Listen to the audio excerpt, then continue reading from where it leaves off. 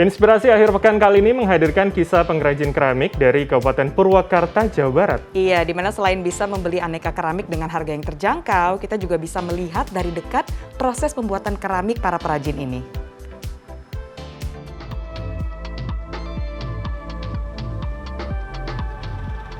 Tahap pertama, pengambilan bahan baku, yaitu tanah liat atau tanah lempung dari sawah-sawah yang berada di Desa Citeko dan Desa Pamoyana. Kawasan ini memang diberkahi dengan karakteristik tanah yang mudah dibentuk dan tidak mudah rapuh ketika proses pembakaran. Sebelum dicangkul, tanah harus diinjak-injak terlebih dahulu agar lembek dan mudah dibentuk nanti.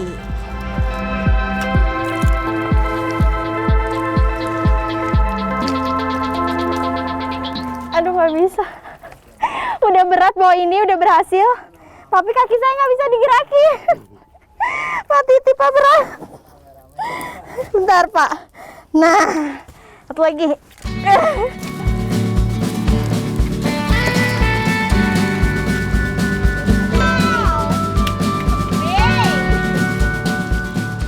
Kaki yang sempat terjebak ke dalam tanah liat tak menyurutkan semangat saya untuk lanjut membentuk tanah liat menjadi gumpalan berbentuk bulat.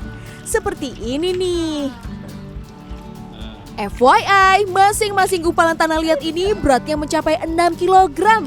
Lumayan berat nih kalau mau gotong ke dalam truk.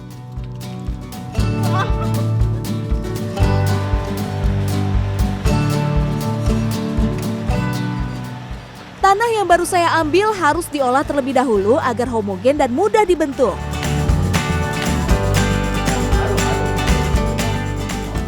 Setelah diaduk dan kemas, tanah-tanah ini baru siap dibentuk. Teknik yang paling populer adalah teknik putar.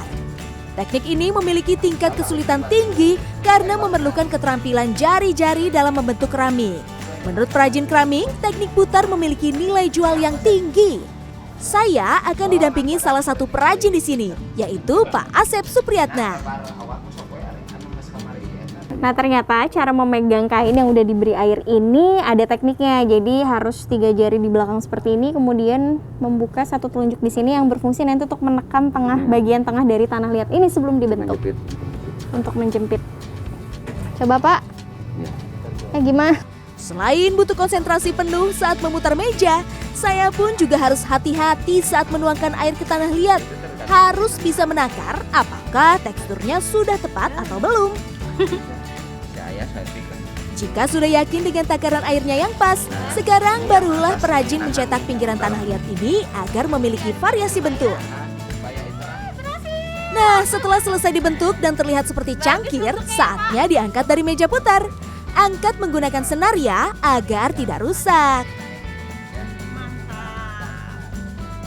Tara, ini hasil keramik yang saya buat tadi. Ini hasil bapaknya. Ini tadinya mau jadi mug ya, Pak ya? Iya. Ini saya juga mau jadi mug sebenarnya, mau sama kayak bapaknya. Tapi hasilnya kayak gini nggak apa-apa ya, Pak? Justru itu ada bentuk lain. Gitu. Ada bentuk lain. Kata Bapak ini bentuknya ternyata bagus. Jadi nanti bisa diproduksi sama Bapak ya? Iya. Yeay!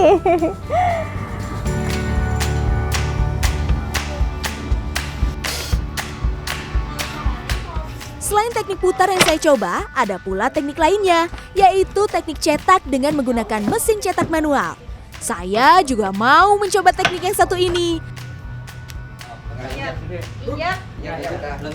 Dalam teknik ini, tanah liat dimasukkan ke dalam mesin cetak manual, kemudian ditekan dengan kuat. Sebelum tanah dimasukkan, tanah dibentuk bulat terlebih dahulu ya, sambil dilumuri pelicin. Hancur ini mah Pak, asli.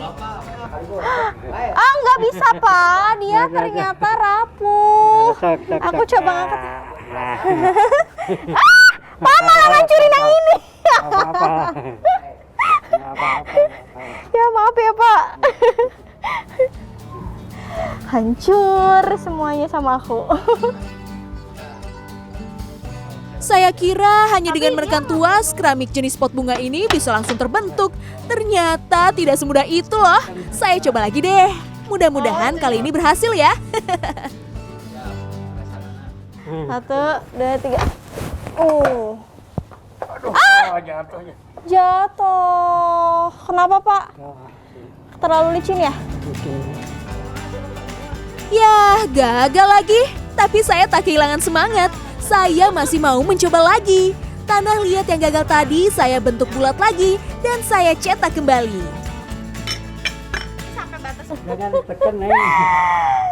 Ini ternyata ketika ngambil langsung dari mesin presnya nggak bisa langsung dipegang pakai tekanan gitu ya Pak. Jadi pegangnya harus pelan-pelan karena lihat hasilnya gagal. Gagal.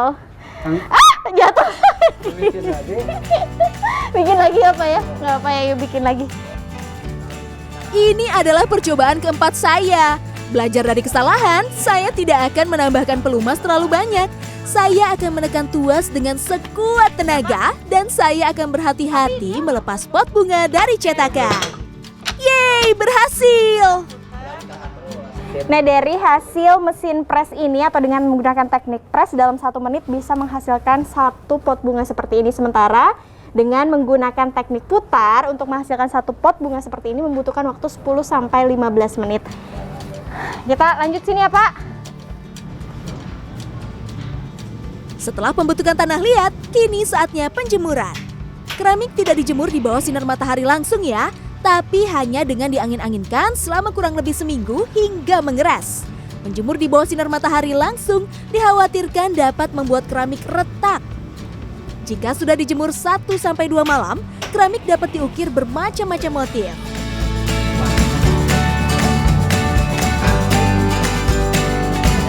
Dan terlalu nekan dulu.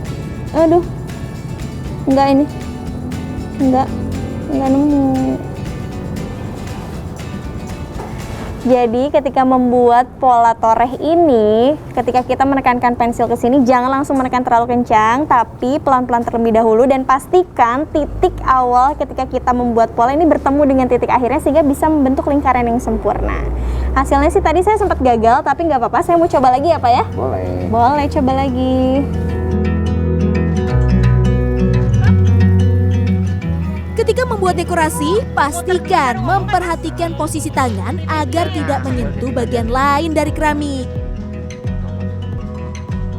Ragam dekorasi keramik dapat meningkatkan nilai jual. Karena itulah, perajin perlu berinovasi menyajikan motif yang khas dan elok dipandang. Setelah rampung, keramik siap dipajang di toko-toko yang berderet di sepanjang Jalan Raya Anjun Pleret sebagai sentra penjualan keramik. Keramik Pleret telah diekspor dengan tujuan Amerika, Inggris, dan India. Targetnya tahun 2022 ini bisa diekspor ke negeri ginseng Korea.